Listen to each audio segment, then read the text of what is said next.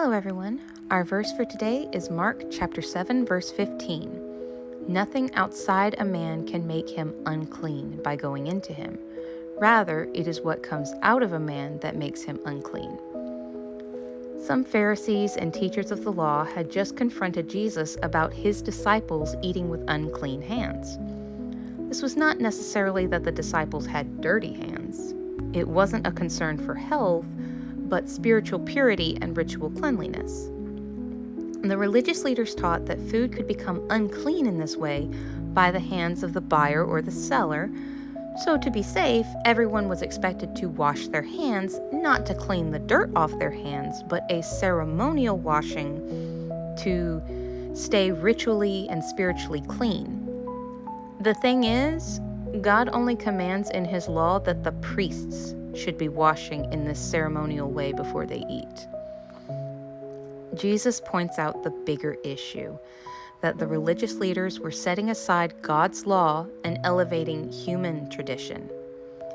He gives the specific example of ignoring the command to honor one's parents in favor of keeping an oath, basically saying that people could get out of the responsibility of taking care of their elderly parents by dedicating that money to God.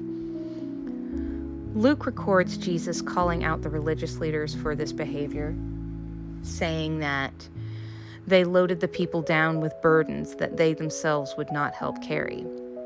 Jesus quotes Isaiah 29:13 to describe them as people who talk and worship like they honor God, but in truth, their hearts are far from him.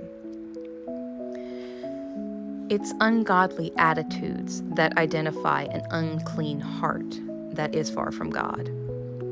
Further down in verses 20 through 23, Jesus lists many of the things that come from the heart of a person that shows that they are unclean, such as malice, greed, lewdness, and slander. Jesus put great emphasis on the motives of the heart over the actions of the person. So one of the things he does when we accept his offer of salvation and choose to follow him is to create in us a new heart, clean and pure.